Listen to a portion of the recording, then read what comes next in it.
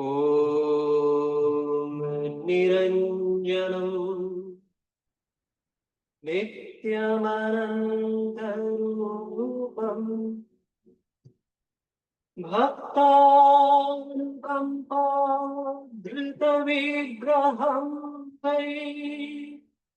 ईशावतारम् परमेशमेड्यम्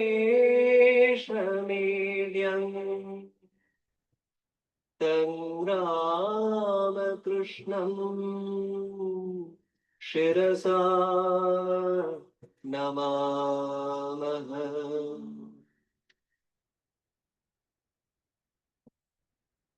Namaste everyone. Welcome back to our study of the Vedanta lectures of Swami Vivekananda. We are having a look at this wonderful lecture, the Vedanta, delivered in Lahore in 1897. And you have noticed, those who are following this on the course, that the previous recordings, both audio and video, are available. I upload it onto the site so that you could listen to them and revise them. And today, before we continue, let's just do a quick recap. Swamiji was talking about the concept of evolution according to the Vedanta philosophy and as taught in the Patanjali Yoga Sutras. So have a little bit of discussion about that. What does that mean, evolution? Because human life, what we are trying to do over time is to evolve. Evolving from, actually the body is evolving according to our Western science, that man has eventually evolved from the ape, and then we will keep on evolving, and what will be there will be the perfect man. But the Vedanta idea, or the idea of evolution from the Indian philosophies, Sankhya, Vedanta, all is that we are all fundamentally spiritual beings here and now. That spiritual dimension, the Atman, has become covered by what is called Maya. Maya is like a screen that hides something. Maya is made out of three gunas, sattva, rajas, and tamas, and everything in this whole universe is made in some combination and permutation with of these three gunas. So evolution means that as the tamogun becomes rajogun, or the when tamogun is the highest, most predominant, then the Atman nature is almost uh, hidden, concealed behind the thick darkness of the tamas. And that's what we'll see in lower life forms. In a stone, the consciousness is there, but it is hardly aware of it. In plants, it is there, we can see, but they can't talk, touch, and smell type of thing. In microorganisms, it is there. We see how they respond to the nature, the environment that is there. That means greater and greater consciousness is manifesting as the screen becomes thinner and thinner and thinner. So, according to Vedanta, evolution means we become less of tamas, and that evolves into rajas, and then sattva begins to become more predominant, and we'll see prominent, and we see that the light inside begins to shine in greater glory. In such a person, we'll see wonderful spiritual ideas of spiritual knowledge, the inner bliss, inner purity, beauty, goodness, all that begins to shine. And great saints, people who have realized themselves as the Atman, you'll see in their personality, these powers are manifested in abundance. In incarnation, it is tremendous. But behind all of us, right from a blade of grass or a plant to the highest evolved man, or the incarnation like a Buddha or Rama or Krishna, the same Atman dwells. It's a question of manifestation, greater and greater manifestation. So through different lifetimes, we are going higher and higher. Higher means the screen becomes more and more transparent. And from that point of view, the spiritual practices of any of these yogas, karma yoga, bhakti yoga, gyan yoga, dhyan yoga, puja, rituals, ceremonies, pilgrimages, and all the things that come under the banner of spirituality and religion, the utility and the outcome has to be measured in terms of how much we are manifesting that inner Atman within us. And so that was the idea that Swamiji discussed in the last paragraph. We'll take up from there. If you have any questions, please feel free to ask. Any comments? No? All good? So, yes. Maharaj, one question. So, what what leads to the Atman form a body, Maharaj, from the first place? That the assumption is that the Atman formed a body, intentionally. So Yes, the sir. question is, why did the divine, pure, perfect consciousness, which is the substratum of this whole universe, which is permanent, and on top of that, all this whole universe and all living beings are projected, sustained, and withdrawn into itself. Why did it do it? That means we are asking for a reason. And actually, if there's a reason for somebody doing something, that would imply that person is not free because something is forcing to do it. And therefore, it takes away the omnipotence, the free will of the Supreme Being. So to negate that, the teachers say, no, the only way we can look at it is that he is creating this whole universe and all living beings, not outside of himself. He becomes it. He sustains it within himself. And the reason is it's all his lila, or his or her lila. That means a divine play. And why do we play? Well, we have some fun with ourselves, basically. And when the saints and sages become one with the divine being, then they also experience everything as a divine play. There's no reason. It is like, you are nice and free, and then you said, hey, there's this maze, where people can go inside and then they get lost and they try to find themselves out. And it's like that. Why would you get inside that? Because you want to have that fun or have that experience. And so they get inside there, but they get lost. And there's all stress and anxiety and struggle and this and that. And after a lot of effort, when that person comes out, he feels that freedom. And so why did he do that?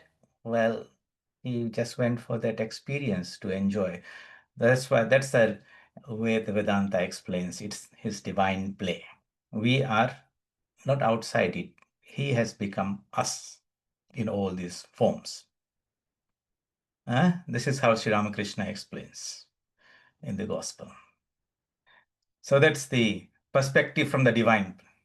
Our perspective, yes, of course, it is not that play in this world, and its all miseries and sufferings are all very, very real. It's like the nightmare you are having. But when you wake up, you say, that was only a dream. It was a terrible nightmare, but it was only a nightmare. It was not real. I experienced it when I was in that swapna avastha. But all the time I was lying in my bed, and that is how this whole experience of this lifetime and in many lifetimes are relegated to just like a dream. Swapnavat bhavati brahma in Maharshi Ashtavakra says, it becomes this Brahma, this illusion disappears just like a dream. But while the dream is going, it all is very, very real. And sometimes the nightmare is so strong it wakes you up, So that's a good nightmare if it can wake you up from the dream. All right. Shall we? Anyone else? All right. So let us look at this. Read on. So, and as these bodies, what are the three bodies? The gross body, the subtle body, the causal body. Atman is no body. We are actually the no body, and we are stuck with these bodies, and all our energy is going to preserving these chains that bind us down rather than becoming free. So non-attachment, renunciation is always the the essence of spiritual growth. And as these bodies become more and more finely organized, what does that mean? As the tamogun becomes rajogun, and as the rajogun becomes sattvaguna, more and more of this power and purity becomes manifest. And therefore, it is that our people, that means our Hindus, have been so careful about eating and drinking in the food question, because they think, okay, whatever you consume, that is going to have an impact on the body, not only the physical body, the mental body, and the spiritual body. Therefore, we have to be very careful about what we consume or we take in. The Sanskrit word, of course, is ahara. Ahara means that what we take into ourselves. For many people, that means the physical food that we eat for the physical body. And that's where the whole thing ends. Of course, if you take sattvic food, pure food, then it fashions the physical body and as well as the mental body in that way. But we should not only stop there with the physical food. Ahara means anything that is taken up. And therefore, whatever we see, whatever we hear, we touch, taste, and smell, that is also ahara. And that also transforms and conditions the mind. So, if you might eat something like, suppose, meat or something, and it goes to build up your physical body, or if uh, uh, but after some time the body will renew. And they say, after every 10 years, all the old cells die and new cells are born. But whatever you might hear or see, maybe 20, 30 years back, if it had left a scar, that thought or that thing will still be so deeply lodged in the mind, and every time you think about it, it creates a reaction like that. So the ahara that was in food is not as powerful as what was taken through your eyes and ears. So in that sense, we have to be careful about whatever we are taking in. So Swamiji says it's all about developing more of sattva guna, reducing rajoguna and tamoguna. And that's why in the Bhagavad Gita, Sri Krishna takes so much effort in the last third, Gunatraya Vibhaga Yoga, Shraddhatraya Vibhaga Yoga. He talks about these three gunas so that we can analyze ourselves. Just like we go to a doctor and want to get a feedback about our physical health, like from a spiritual point of view, we should be able to do an analysis of how we are constituted internally, what is our mind like, what is our buddhi like, what is our intention like, all those things according to these three classifications of tamas, rajas, and sattva. And therefore, if we use the Bhagavad Gita from that perspective to do an internal self-analysis, not for somebody else, don't read something and say, oh, that fellow is very tamasic or rajasic. No, it's more for your self-analysis and find out where we are. An honest, critical look at where we are standing in the spiritual journey and what is the next thing we should do to move forward and what are the means to do that. So from that point of view, the Bhagavad Gita is a very scientific manual for in which we can see the reflection of ourselves. And if you want to read those chapters from that perspective, then they are very, very useful to us. We might not like what we discover in that process, but like you go to a doctor and he does various tests and comes up with things that we might not be aware. But it is better to know the disease early and treat it than to live in blissful ignorance and be surprised by some advanced level of suffering later on. So it may be that the original ideas have been lost. Okay, it means it's all about developing more sattva guna and raja guna. But nowadays, it is all about what you eat and what you don't eat, whether you're vegetarian or not vegetarian, you're killing this plant or animal or this and that. And religion is now been brought down to that level. Swamiji says, the kitchen has become the temple and pots and pans have become the deities. And whole discussion is about what we are eating or not eating, not how we are evolving spiritually in terms of more sattva guna. So that's what happens when religion or spirituality declines. In the Bhagavad Gita, Sri Krishna says, when this type of decline happens, yada yada hi dharmasya glanir bhavati bharata. Glani means a decline. Then at that time, the divine himself incarnates in the human form as an incarnation, and he takes away the all unnecessary uh, cultural or superstitions and things that have accumulated that hide the pure truth. He takes that out and represents the spiritual teachings, the essential part of it. And that's the task of the spiritual incarnations. So you'll see in the teachings of Sri Ramakrishna, he doesn't make a big deal about all these things. He says, blessed is a person who eats pork, but he takes the name of the Lord every day, who does his japa and meditation, compared to somebody who lives on milk and fruits but does not practice spiritual disciplines. The purity of mind is the most important thing. So the essential is there. Other things, if you like them, you eat them. If you don't like them, at some time as your body becomes more sattvic, they will all fall off naturally. The desire and things will drop off like a yellow leaf from a plant drops off. But if you pluck it early, then it hurts the plant, the leaf and the plant, the milky sap will come. So if the desires are very strong and we forcefully try to take them out, it's not nothing to do with spirituality. On the other hand, the important thing is to intensify your spiritual sadhana, practice vivek and vairagya, bhakti and all that. And as the inner transformation happens, the outer things naturally fall off. So Swamiji here takes as an example. He says, if I have another opportunity, I will talk to you about these things. But let me tell you now that the ideas behind our marriage systems are the only ideas through which they can be a real civilization. So civilization is in every civilization there will now and then be great spiritual people, one or two people. But when they are in large numbers, then it has got a bigger impact on the civilization.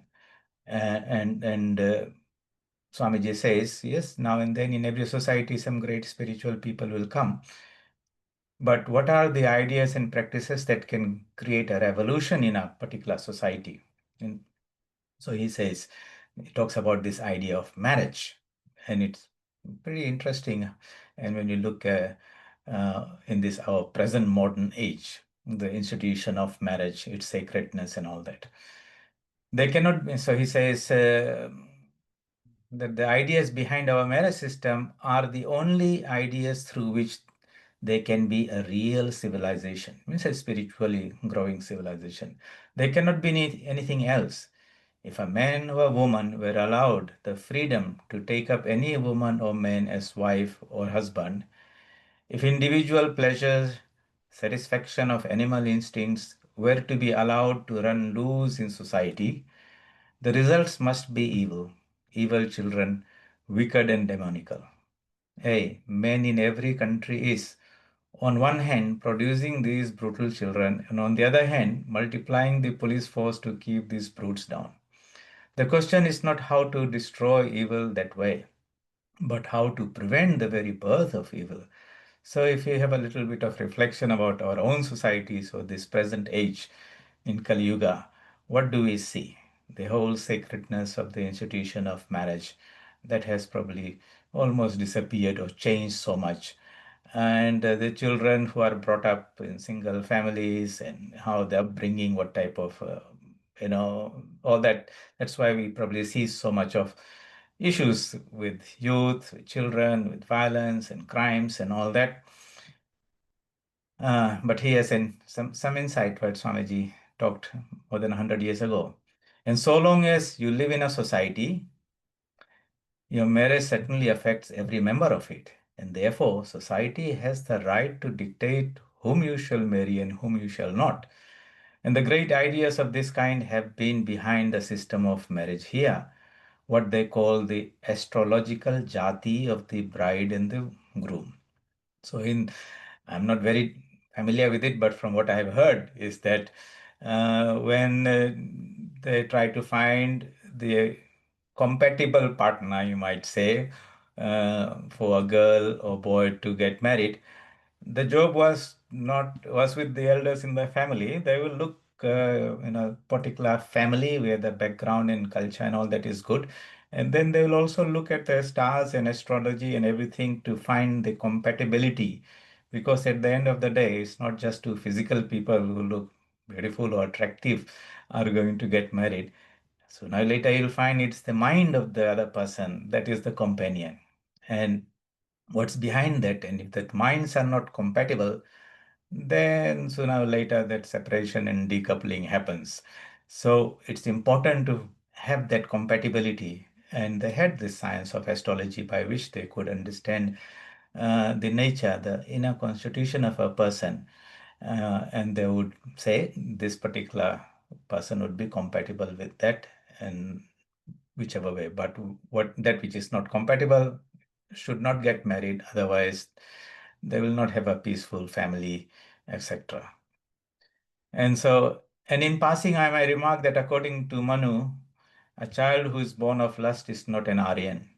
The child whose very conception and whose death is according to the rules of the Vedas, such is an Aryan. Yes, and less of these, or less and less of these Aryan children are being produced in every country, and the result is the mass of evil which we call Kali Yuga. So Kali Yuga is an age where the practice of dharma declines. The principles are still there, but people don't believe in all those things, and they don't practice them, and they become more and more identified with the body and the senses and physical enjoyment and all those things. The moral and ethical dimensions disappear or become less and less, and therefore that's how the society declines. But we have lost these ideals. It is true, we cannot carry all these ideas to the fullest length now. It is perfectly true that we have made almost a caricature of some of these great ideas. It is lamentably true that the fathers and the mothers are not what they were in old times. Neither is society so educated as it used to be. Neither has society that love for individuals that it used to have. But however faulty the working out may be, the principle is sound. And if its application has become defective, if one method has failed, take up the principle and work it out better. So this is the idea. And you'll see in Swami Vivekananda's teachings, when he was given this task by his teacher to awaken the country, so he traveled the length and breadth and tried to understand how this one country has survived the invasions, both militarily and cultural, over so many centuries. And he found that yes, the invaders came and they killed people and destroyed temples and enforced a different language on them. But there's something in the land of India which was untouched, and that was the spiritual undercurrent that was there. They did not touch that. And he knew that if he could awaken that, then the whole country will wake up. And that's why he focused his whole attention in reviving the ancient teachings, the Vedanta teachings that talk about the divinity of man. He preached that and taught them how to apply that in this modern age. And then you can see how that nation is rising up in all ways, in so many different ways, materially, economically, spiritually, and that is potential not only in that country, it is potential possible in everyone, because all nations, all individuals have that same spiritual principle. It's a question of acknowledging, understanding that Atman nature present within us and consciously making it manifest. And that knowledge has to come through our parenting, through our education, through our cultural means, so that we can we have that conviction and have made it practical in our everyday life. So that's what he says. The principle is there, its application declines, and then it brings about downfall. And if we take up those principles again, and then take out all those superstitions and things that might have gathered around it and apply it, and the fire comes out. But we should not throw the principles away in the name of reform and all those things. So he says, why kill the principle? And that's what in Swamiji's time, if you read the life of Sri Ramakrishna, the modern reformists, the Arya Samajis and all that, whatever they didn't like, they threw it out, hook, line, totally. And Swamiji used to say, you throw the baby along with the water. No, you keep the principles, find out modern ways of applying them, and it will revive the society. The same applies to the food question. The work and details are bad, very bad indeed, but that does not hurt the principle. The principle is eternal. That's why it's called Sanatan Dharma. Sanatan means eternal and must be there. Work it out afresh and make a reformed application. So in every age, these great teachers come and they go back to the source, the Vedanta, the Upanishads, pull out those basic principles, the eternal truths, and show how they could be applied in everyday life. And that's why Swamiji's emphasis was on making that Vedanta practical. There's a lecture series of 4 lectures called Practical Vedanta. And that's what you will see in the Ramakrishna mission, where the basic idea is Shiva Jnane Jiva Seva. Shiva dwells in the heart of all beings. Know that, have that knowledge. And then serve people in that aspect, with that perspective understanding. People could be your husband or your wife or children, your customers, your patients, your students. The divine principle is there in all of us. What a wonderful way of dealing with people. But if you don't see the divine principle, then it becomes very, very difficult. We see the bad side of things, and we become very judgmental, we become very wicked and hurt people and hurt ourselves spiritually also. So that is the essence of all the service in the Ramakrishna mission, whether we run the hospitals or schools or take any project up. The idea is that the divine dwells in every one of us. Each and every one of us is a living temple of the divine, and we try to serve the living God in front of us. Swamiji says, don't go around building temples. The living temple is there in front of every one of us. So that is the whole idea. What will happen? We become pure. We become pure. That is the way to purify ourselves. We go beyond our selfishness and all the things that cover the Atman nature. More and more of that Atman begins to manifest itself. When it begins to manifest itself, we begin to feel that oneness behind everything. And that oneness begins to manifest in the form of kindness and compassion and love and sacrifice and all those things that where I feel myself one with the whole universe. But if its opposite is there, then selfishness, uh, anger, hatred, jealousy, greed, exploitation, competition, all those divisive, differential principles become very powerful. And you'll see that in Kali Yuga, that has become very, very more prominent in there. Okay. Any questions there? Comments?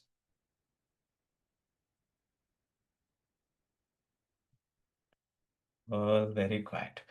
All right. So let's take up this most wonderful thing that we've been approaching, this Atman, the doctrine of the Atman.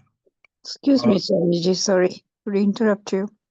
We're talking about the principles that we cannot kill the principles, but we can change them. You can't change the principles because... No, we can't kill them, but we can modulate them according to the times. Or just go with the principles in the way the times are. Yeah, you have to keep the changing. principles there and reapply them in a different, to suit the modern age and time. Yeah. So we discuss about the principles that we can do and how we can do, what are the principles that can be changed and how we can change it. One or two examples like that. So here is this principle of the very basic principle is the divinity of man. We're coming to that idea. Okay, all the philosophies believe that man is essentially a spiritual being. Now, that was, but in the in everyday education of people, are we taught that? Is that our conception of ourselves, who we are and people around us? Do we apply that? Or that is all taken? Even for God, God is divine. So where is that God? God is only in the temple or some place of pilgrimage and is not in the world, in our everyday life. So when we bring that principle back into its rightful place and say, this is the, so principally we are the Atman. Application is, and the Atman means there's only one Atman, one ocean. So many waves are there. Same water present in everywhere. That means the one that is in my heart dwells in the heart of every being. That is a principle. If I put on that spiritual glasses and begin to see the whole world through that, immediately my behavior, my conduct, my interaction with everyone becomes transformed. Because if I'm on the other side in everyone, then I cannot hurt somebody because I'll be hurting myself. So in the Bhagavad Gita, Sri Krishna says, Samam Pashyan hi sarvatra samavasthitam Ishwaram.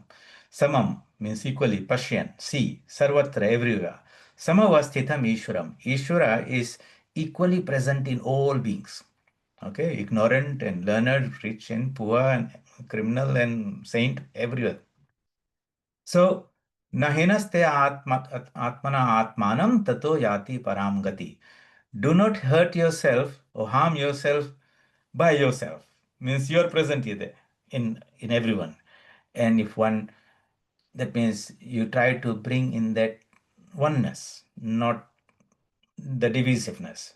And therefore one attains the highest good, tato yati, therefore, or then one achieves yati paramgatim, supreme goal, which is liberation.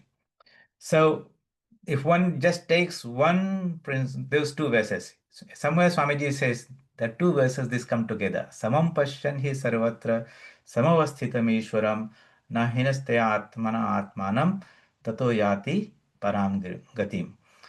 Samam sarveshu bhuteshu tisthantam parameshwaram. Okay, so this divine being Parameshwara resides in the heart of all beings. Vinashyastu avinashyantam, he is the imperishable or indestructible principle behind all that is destructible. And Swamiji says, if the whole Gita was taken away, forgotten, if one had these two verses only, and one understood that and begins to put into practice, you can revive the whole Sanatan Dharma. All the other principles come in there. So, what is the basis of Vedanta? Divinity of the soul, oneness of existence. These are the two pillars. If somebody asks you, what is Vedanta? These two things, if you remember, that we are all divine beings, not that we will become divine beings, is that divinity is just covered. And every puja and everything, evolution means discovering, making that the veil thinner and the Atman nature shines there. And second principle is oneness of existence, that ultimately what appears to be thousands and millions of waves on the surface really is that one ocean only. And I am that ocean.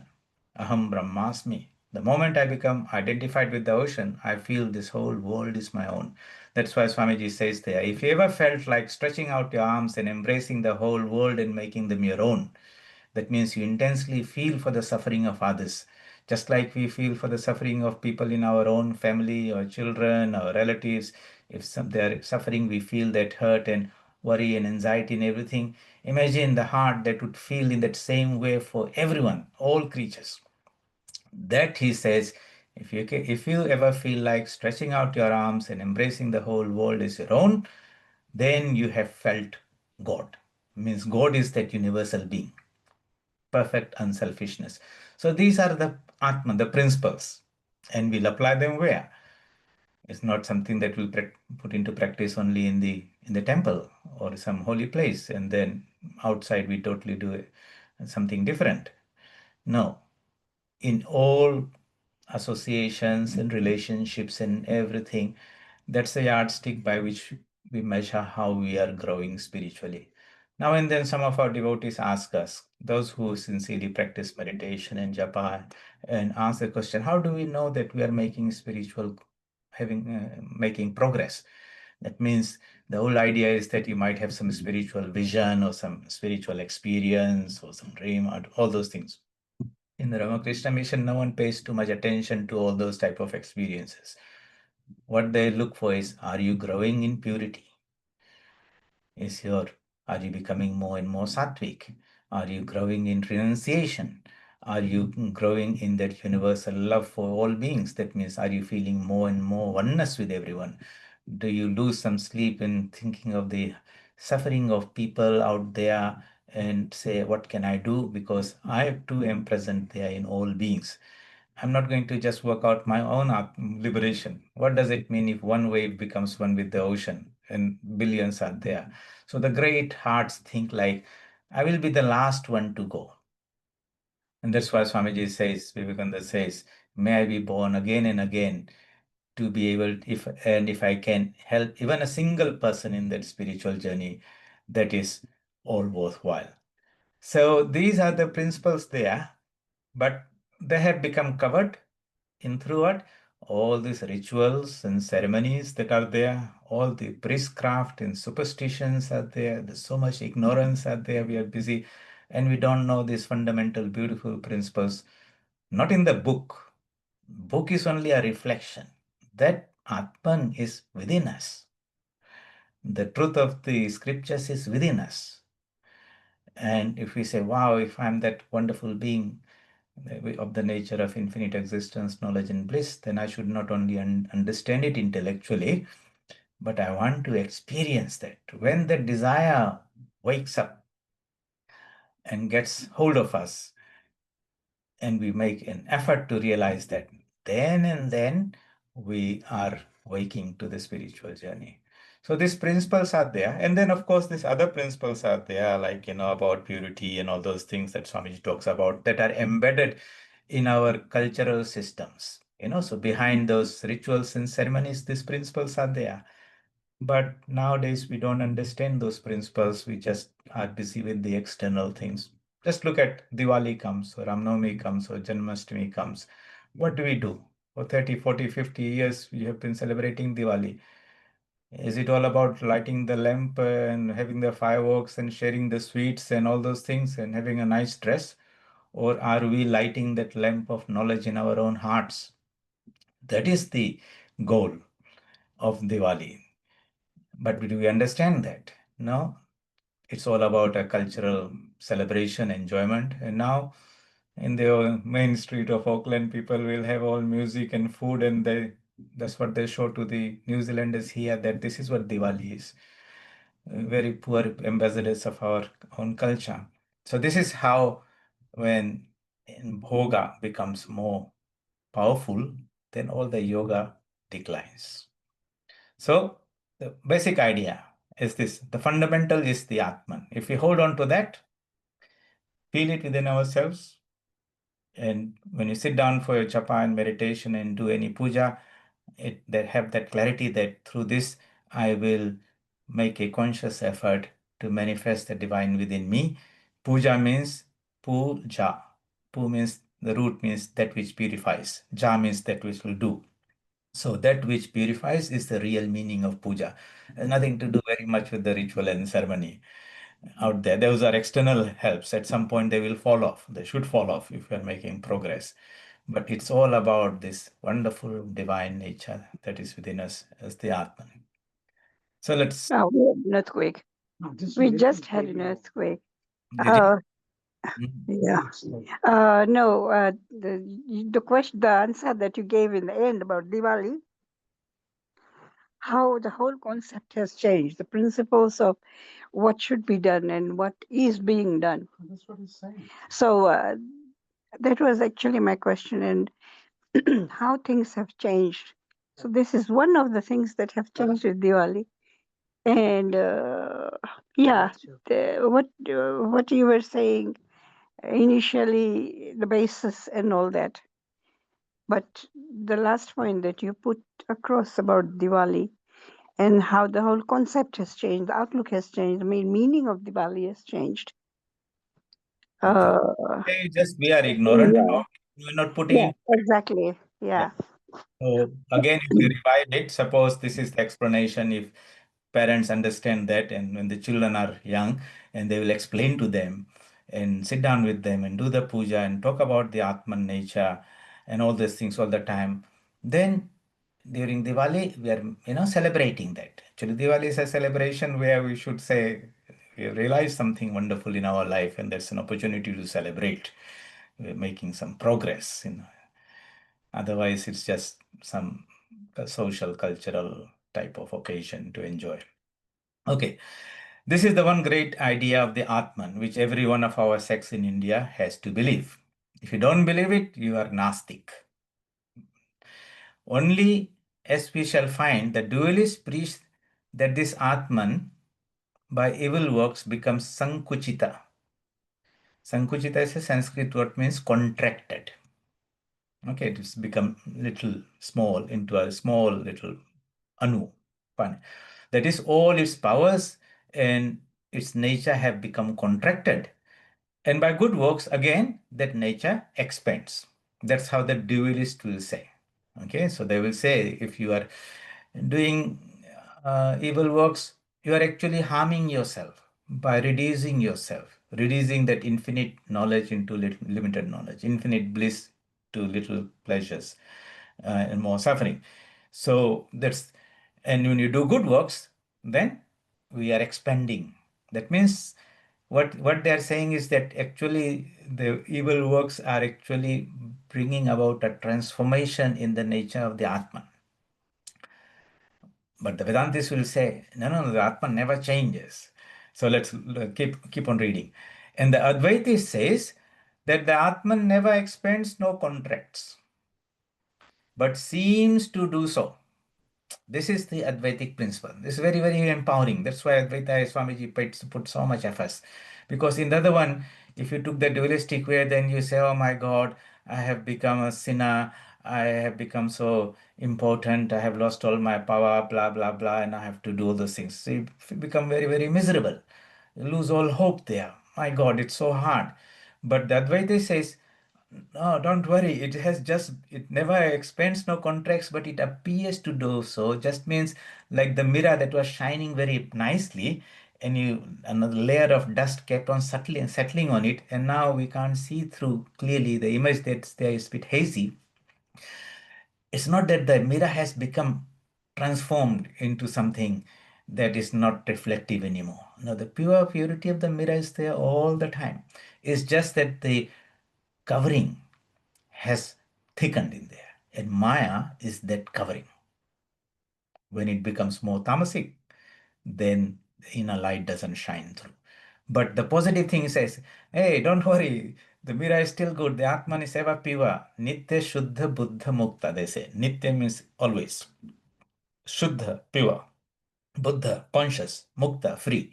We have to tell that ourselves again and again and again. That means we have to shift our identity of who we are. What do we identify as in this age and time? Because we are so much focused on this body and emotions or feelings, whatever is there, and on this age and time, it's all about whether male or female or whatever is there. Hey, the Vedantic approach is identify yourself as the Atman, which is neither male nor female, which is pure and perfect. Why do you want to become so uh, connected with some qualities of the body or qualities of the mind or your likes and dislikes and all those things? That is not the true nature. That's more identifying with the coverings. And we reinforce that when we assert that identity, saying, I am this or that. On the other hand, spiritually, we should always assert our Atman nature. I am ever free. I am pure. I am the child of the divine. I am eternal. I am immortal. I might not be experiencing that now, but that is my true divinity. That is my divine birthright. No one can take it from me. Only work that is there in front of me is to see how we can remove this dust that has accumulated. But no great harm, real harm has been done. So it seems to be so, just like at dusk, a piece of rope seems to be like a snake, but it never really becomes a snake. That snake is a result of ignorance in the mind of the perceiver. When you shine the light on the rope, the snake disappears. In reality, the truth is experienced as itself. So when the light of spiritual knowledge is shone on our self, and that light penetrates beyond these clouds of tamas and rajas, and it's like on a cloudy day. The sun is out there, but the clouds come and it becomes very dim and dark and very dark outside. So it's not that the sun is not there. The sun is there all the time. It's just that the clouds have come, and let the wind come and blow the clouds away, and it'll all become nice, beautiful, and warm and bright. Likewise, the Atman is there all the time. Here and now, we are that spiritual being. When and why is that Atman nature is not experienced? Well, that covering is that Maya. So, what is that Maya? Maya is the experience of of what we are, depending where our mind dwells. If the mind comes down to a low frequency, begins to function through the senses, then that Atman appears to us as this physical body. When that same mind goes higher, then we experience the Atman appears to be the mind of the subtle body. And when the mind, Atman, returns to its highest, the mind returns to its highest level, then we experience ourselves as that all-pervading consciousness. And Swamiji, in that experience with Manmathanath Ganguli, literally lifted his mind. And in that experience, this young man explains or narrates that he lost sensation of all the external world, including his sensation of that he is a physical body. Then he experienced himself as a mind, and that also disappeared. And he experienced himself as that all-pervading consciousness, not any different from his guru, Vivekananda. But when his mind returned to the lower plane, then the old experiences returned and he entered into that old cocoon of the body, mind, and the body. So it's not that he created that consciousness or the body became pure consciousness. The consciousness is there here and now. Having this idea about ourselves, who we are, is so empowering. Otherwise, all the negative ideas come and we feel we are the world is constantly telling us all our shortcomings and all those things. So what does it do? It appears to have become contracted, not really contracted. That's all the difference. That is all the difference. But all have that one idea that our Atman has all powers already. Not that powers have to be added to it. Nothing, not that anything will come to it from outside. Not that anything will drop into it from the skies, whether some God is going to bless you and make you divine. No, God will help you remove those coverings and the inner Atman shines. Well, God is not really out there. There's no God out there in the sky. He dwells in our own heart. And when we approach it, when we direct our minds towards that through prayer and meditation and japa and all those things, that reduces the intervening clouds and we begin to experience ourselves as the divine being. Towards the end of the Bhagavad Gita, Sri Krishna tells, Aham Atma Gudakesha Sarva Bhuta Hrudayasthatha. I am the Atman, O Arjuna, and I dwell in the heart of all beings. Aham Adim Ta Madhyam Cha Bhutanam Anta Eva Cha. I am the beginning, the middle, and the end of all beings. That means everything has come out of me, is sustained by me, returns to me. I am the eternal being. If we can, through daily meditation and prayer, through study, through discussions, through satsang and all that, reinforce or strengthen that one idea that I am the divine, I am the divine, I am pure, I am perfect. If we can hear that from our mother, right from childhood, just like Queen Madalasa would teach her little child when she's rocking the cradle, Tamasi Niranjana, you are the ever pure being. If we drank this Vedanta along with our mother's milk, so to say, and heard it from our teachers in schools, in the education system, if people around us talked us about our divine nature all the time, rather than telling us of our shortcomings, what a wonderful society that will bring. And that is how society has to be trained. It might be that there might be one or two people who will take these ideas up and put into practice. Swamiji says that's all right. When you are boiling water, you put it on the stove and put the stove on, you will see when the boiling temperature is coming, you will see one bubble pops up and another bubble pops up, and as the temperature, in a while, you'll see so many bubbles are popping up and bursting to the surface. Likewise, in a society where these ideas are put into practice, starting with homes. That's why parents are the most important people to give the training. They themselves have to be educated in this. Then they can provide the spiritual training and education. Just giving them food and education and a place, room to live in, technology and all that is not sufficient in there.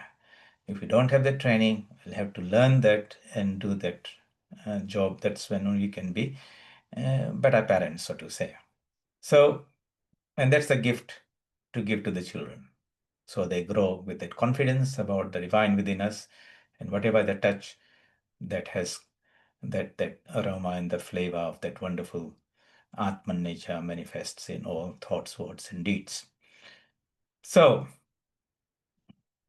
the Vedas are in the soul of the ant, in the soul of the God. That means in the smallest, where it's very little manifested, as well as in these divine beings. Vedas means not the book is not there. It means the spiritual truths or the Atman nature that is there equally present in all. The ant has only to evolve and get the body of a sage or a rishi, and that Vedas will come out, the eternal laws expressing themselves. So this is the idea. It's present in all, but in the ant body, it is manifested less. In the human being, it's a little bit more. And in a realized soul who has transformed his mind, purified his mind through spiritual practices, that ever present inner Atman nature manifests, and whatever he speaks are the spiritual truths. That is the Buddha and the Christ, and the Rama and the Krishna and the Ramakrishna, and these are the great teachers. But that Atman, that avatar, or the what do you call, not avatar, the Rishihood. Rishi here means mantra drashta, seers of spiritual truths. The spiritual truths are the truth behind the physical world, but they have purified their mind and they can raise their mind to that higher plane. And the truths that are there are experienced. They don't have to think, they don't have to philosophize, it's directly experienced. Just like our Ramanujan was able to get into the mind where he could see all these mathematical equations and all that. He was not philosophizing and intellectualizing about the laws in mathematics. He just saw them, he wrote them. Later on, he tried to put that in a format that people would understand intellectually, logically. So the truths are there also all the time. It's just whether our minds are pure, it can escalate or rise to that higher frequency where it can resonate with them, these ideas. And when it happens, then that idea seems to pop in your mind. It's not that we create ideas, it's just that if we raise our mind to a high level, those higher ideas will sink in. It's like your TV. And there are so many channels in there. You receive the station to which the TV is tuned to. So there are many planes of existence there. We have got this gross physical plane and the spiritual plane. And through spiritual practices, if we can elevate the mind to the higher planes, then those truths become manifest to us. They become experienced by us. But we might not express it, we might not talk about it, we might not have the language to express it, all that, but it's an experience. Just like if you taste some honey, a child tastes the honey and an old man, a philosopher tastes honey, they all have the same experience, but the child doesn't have the tools to express it, while the philosopher will try in various words to convey the thing. But both have the same experience, the same anubhuti. Okay. So this is the one great idea to understand that our power is already ours. Our salvation is already within us. In the Bible also it says the salvation is within. There was this beautiful movie I saw. What was it? Something Swashank Redemption. If you have seen that, in one of the characters quotes a part a verse from the Bible. The salvation is within. So I'm reminded of that. Say either that it has become contracted or say that it has become covered by the veil of Maya. It matters little. The idea is already there already. You must have to believe in that, believe in the possibility of everybody. Yeah, now it's nice when somebody comes and tells us, hey, you are divine, you're wonderful, you're pure, you're perfect, all wonderful powers are there. You puff up and feel very good about yourself. But we should give that same credit to everyone else. Not only that we are good, everyone, the divine power is there. It's a question of manifestation. In the saint, it's manifested more. In the so-called sinner, it's manifested less, but it's ever present. Evolution means removing or thinning of this veil of Maya, and that sinner of today will become a saint of tomorrow. The question is, how do we expedite this process? So Swami Vivekananda says, if something is going to take 100 lifetimes to manifest, can we fast track it?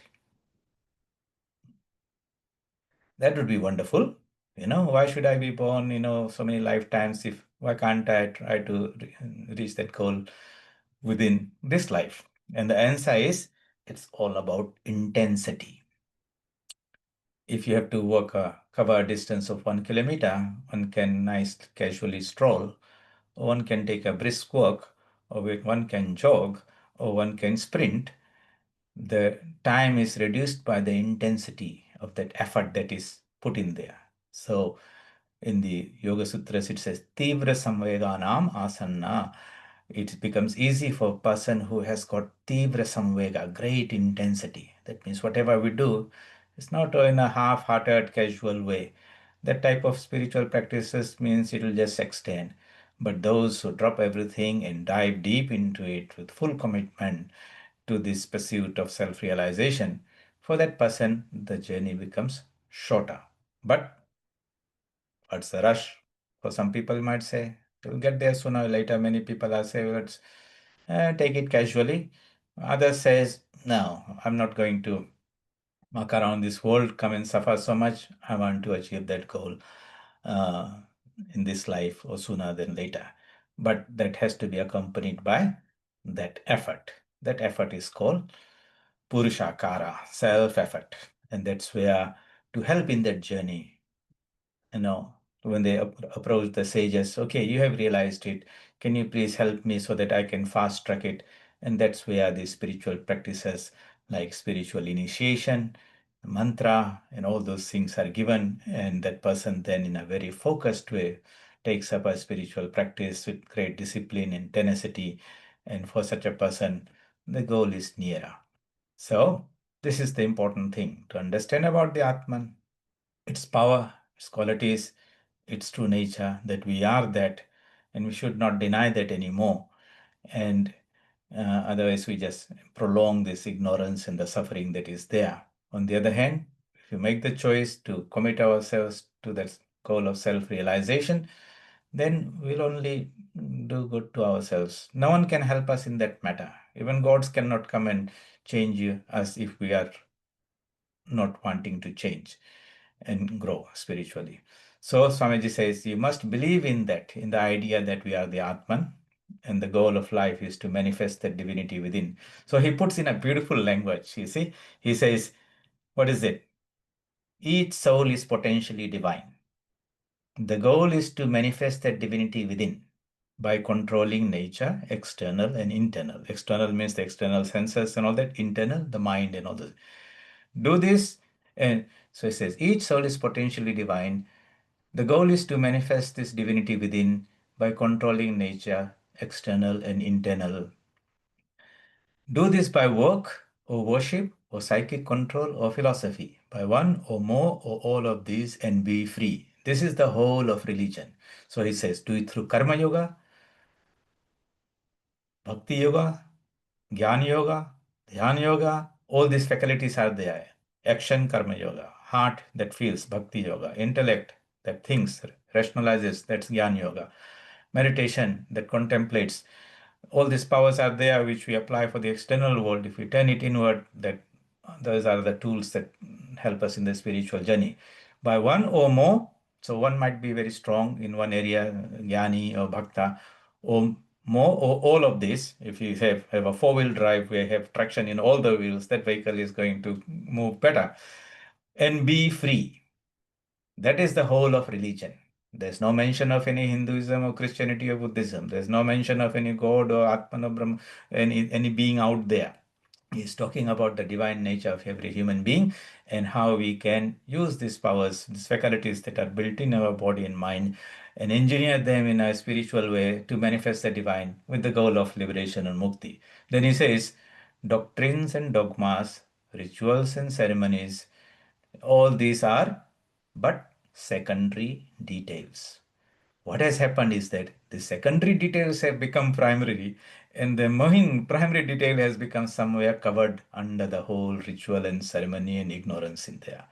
And the goal of these spiritual teachers, like Vivekananda, Sri Ramakrishna, when they come through these beautiful teachings, they try to remove all those non-essential things and take us back to that fundamental idea of the Atman that is within us.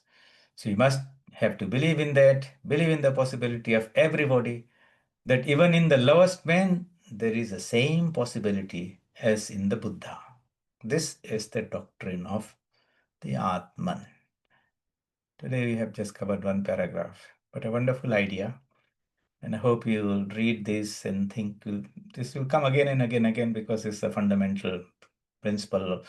But we have to hear this, Shravan, we have to contemplate on this, reflect on this. What does it mean in our everyday life? Manan and Nididhyasan, we have to make an effort to realize that. That means it should be accompanied by sadhana. Otherwise, what's the point of knowing that I'm the Atman if I'm not making an effort to realize it and I don't experience all the wonderful qualities of my own self? We are going to do you're not going to do through this, we only do the greatest good to ourselves because that is my own highest interest in there. Well, any question? Yes, Swamiji, Hmm. in the current situations now, Hmm. we seem to be more reactive to situations rather than taking time to. I mean, at that time, we are more reactive to our environment rather than thinking about it spiritually. Yeah, that is true. Yeah, all this technology and influences and connection with the world, so our mind is so extroverted. Unless we turn that mind around through satsang and contemplation and spiritual practices, it will always be reacting to these things. I mean, like in a normal day, you go to work. I mean, Hmm. okay, you do japa and meditation mostly at home, but when you go to work, you are more reactive to the situations around you. Yeah, but why can't you Yeah. carry out the effect of the Japan meditation uh, and try to put it in the workplace also? For example, you are contemplating on your divine nature and you say, okay, at work, all these people are there. They are also equally divine beings. I'm going to interact them, not get angry, not react, not criticize, and all those things. See the good in them, be nice and kind and compassionate and friendly. Then you're applying that Vedanta in your workplace. This is what is called practical Vedanta. Meaning, We apply it, but is the other person. I mean, you try to be all those things. yes, you are practicing a spiritual discipline for Yeah, yourself. Nah? yeah. If you're nice to somebody, it will pull out that niceness in others also. See? Okay. Yeah. That doesn't give any justification that somebody is not like that, therefore have to react in that. No, you are practicing this for your own self purification. You see, the Swamiji says, if you the power of these ideas are so that if you it will call the divine out even in everyone. It's there in everyone. See, so if you're nice to somebody, that person becomes nice to you. It's the Atman manifesting a little bit there. So We are not saying it's going to be easy like that, but that's no excuse to say I've become 80 years old, I've been reading this Vedanta, but I did not practice because people were going to react and all that. See, so what? The world is going to be, if you can't handle it, get out of it there. Hey, I did that. See, I know it's not going to be easy. So you find a place where people are better, right company is there that is more conducive to spiritual practice. That's how these ashramas are there for these places of spiritual practice. And that's why Sri Ramakrishna says, yes, you have to go into the world and deal with those people. But now and then you have to go into solitude and reinforce these ideas. Otherwise, when we are in the midst of those challenging situations, we will not be able to hold our balance. We'll react. So, along with going out in the world, we have to have very intense spiritual practice. Only then we'll be able to keep some semblance of some balance and poise for our own peace of mind. All right, then. Yes, Swami, right. Thanks. Om Asato Ma Sadgamaya Tamaso Ma Jyotirgamaya Mrityorma Amritam Gamaya. Om Shanti Shanti Shanti. Hari Om Tat Sat. Shri Ramakrishna Arpanamastu.